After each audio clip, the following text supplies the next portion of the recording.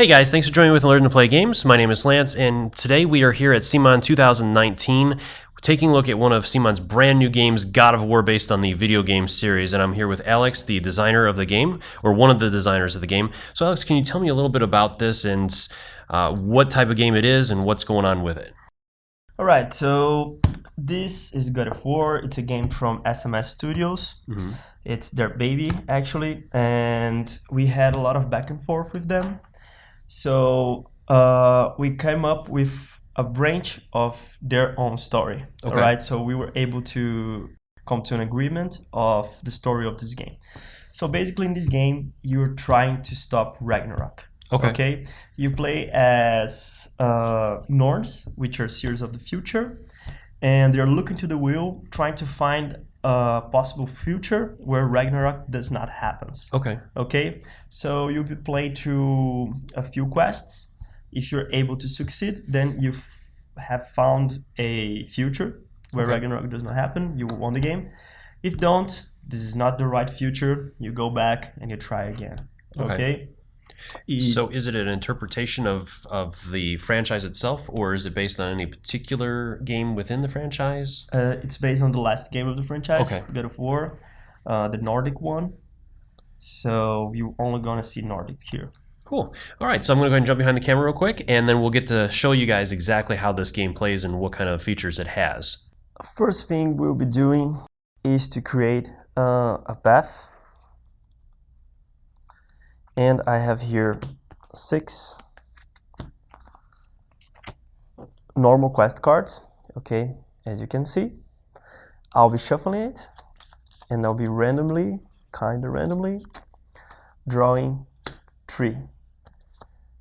And that's the beginning of my path. Then I have the boss cards here, the possible endings.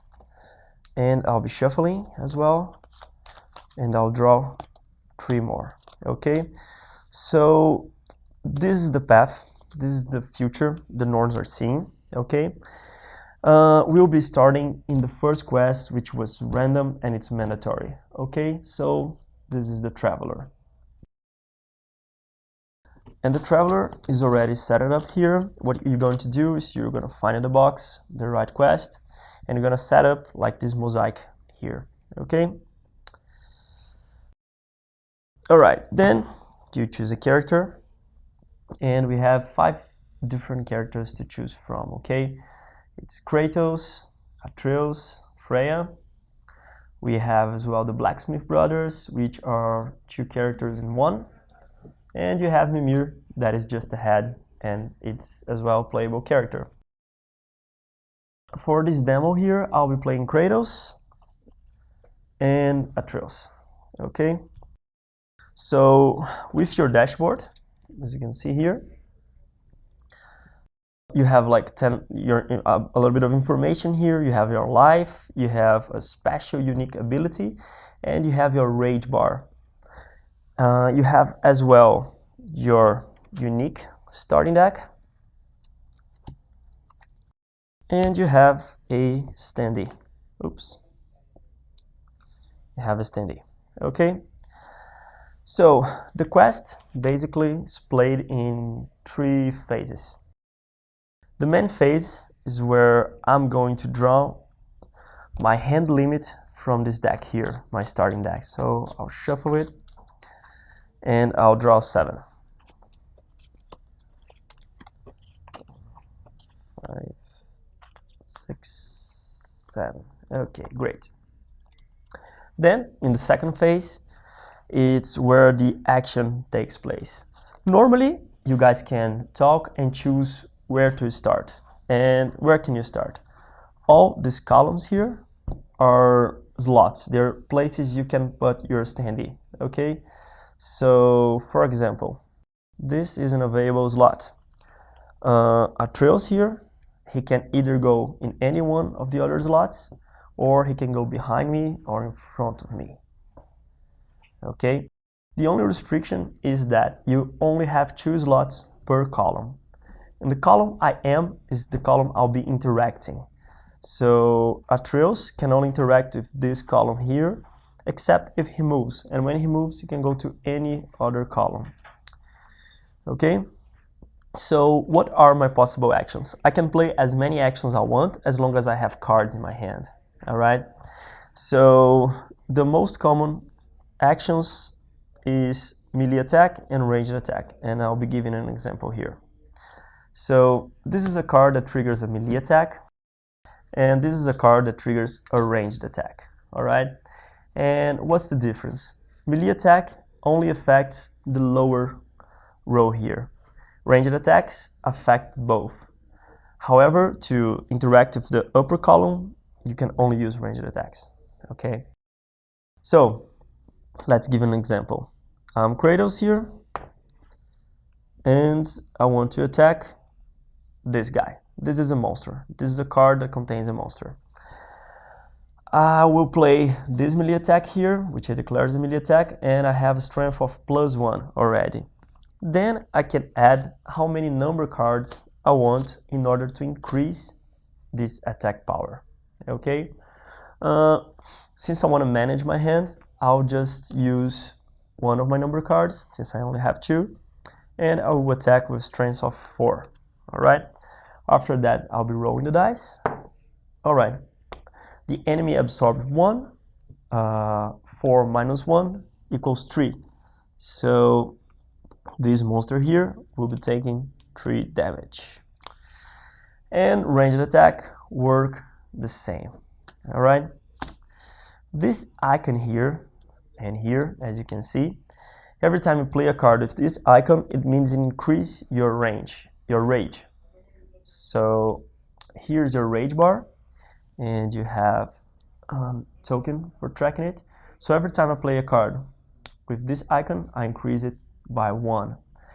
So it makes me decide, like, I want to make one really strong attack, like this, and increase only by 1, or I want to split it and increase it by 2.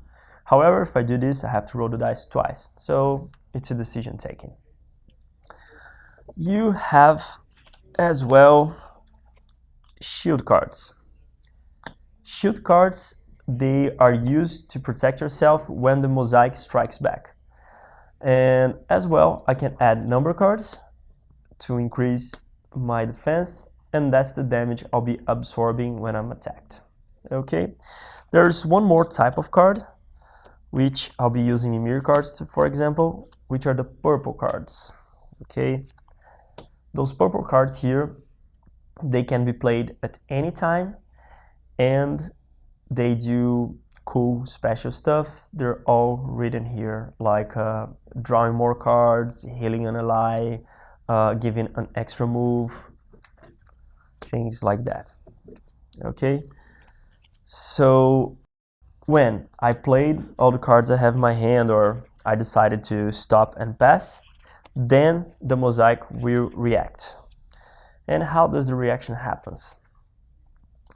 Here's the upgrade deck. Okay, as soon as I finish my turn, I'll be drawing one of these cards. And the only things that matter right now is this rune icon here in the upper right, because this shows which cards will activate. Okay, so for example, here the 2 cards that have this icon is this one and this one. Usually when cards activate, they are monsters and they will attack. Okay, so for example, this card here that has already 3 damage, it makes a melee attack every time it activates. So how does melee attacks works for monsters? These arrows here show the column the monster will be targeting. Okay, so in this case, this column here, and this column here. I have only one. Kratos is here, so nothing happens here, nothing happens here. However, Kratos will take the damage. If Atreus was here as well, he was fine, because Kratos is taking the damage since he's in the front. Okay, now this time I can add a shield card to defend myself. Okay, and when all the characters have played, it's Kratos, Atreus, and then we draw one more card, which the mosaic still activates. After that, I'll be discussing with my friend which card I want to take to my deck. So I'll be upgrading my deck this time. So for example, I like this card. It's flexible, gives me a +2, or let me do a melee attack. I'm taking this one. One cool thing is that this card goes to the top of my drawing deck. So I know for sure that I'll have this card in my next turn. Okay? As soon as both players have chose one of the cards, we start everything again. Okay? So basically, that's how the game works. For the scenarios, there are minor puzzles, and each one of them is completely different. This one, you have to kill both of the travelers, and they have a minor trick to kill them. For example, this traveler here, every time he attacks, as you can see here in the icon, he flips. So he'll be attacking, and he flips. In this side, he has infinite armor. I cannot hit him. However, when he flips, I have a window to actually deal damage to him. Alright, and he'll be flipping back and forth. This guy here, he has strong armor. Every time you see armor here, it works almost like life, except that you have to deal 15 damage at once, and then 10 damage at once to break his armor. As soon as his armor is broken, you can flip the card and finish him, okay? However, it's really hard at the beginning to actually deal 15 damage at once. You have only 7 cards in your hand. So what we'll be trying to do in this scenario is to open this chest here. In order to open the chest, you need to find the R, B, and M runes that are hidden in this scenario. And spoiler alert, this is the first scenario, they're hidden here. So you need to interact with the scenario, kill a few monsters, and you review all the 3 rooms. Then you review this chest here. That will increase your hand limit, and then you'll be able to do 15 and 10 damage. So the games mix action with puzzle. Each one of the scenarios you find has a different puzzle, different type of enemies, and different minor rules that you'll be finding. So, after you finish the quest, let's say you succeed, we come back here, and you have to make a choice, all right? So, cool, this one is done, we are fine. You keep your deck with all the cards you have got till now, and now we're gonna choose. We have these 2 quests as an option. Let's say we take Alfheim, all right? This future, that is the future I'm ignoring, he strikes me back in a way, okay? So I'll flip this card, and here's a hindrance that will take place in this quest. So a lot of mixes can come from this. Each time you play a quest at the second row, it will be different. If you succeed here in Alfheim, we'll be doing the same. Then you are going to the final possible endings. So let's say I choose Baldur's Forgiveness as my final ending. These 2 cards here, they become hindrances as well for this final quest. If I succeed in the last quest, I won the game. If at any time all the players are dead, or I met one of the losing conditions of the scenario, the game ends and I have to start everything all over again. And that's the game. So we have in total 10 different mosaics, 10 different scenarios. As an example, I will set up another one here that I have, which is one of the bosses of the game. I'm not getting much into him to not spoil anything. However, I'll just show the piece of art here. Alright, so this is one of the possible enemies. This is for you guys that have played the game. This is Herzli, I don't know how to say his name. And your objective in this scenario, for example, is to destroy his head. However, his head does not take normal damage. So what you're trying to do in this scenario is to actually hit the paws and hit the tail, hit the wings to get a new special card that is available only on this scenario, which are the shadow crystals. So you'll be taking shadow crystals, adding to your deck, and as soon as you draw them, you can interact with his head to deal significantly damage, okay? Of course, there's a lot of action going on here because the wings and the paws does different things, but basically that's the puzzle to solve here. And as you can see, each scenario has a different way of going through him, things you can find, things that are hidden, a mechanism that flips more than one card.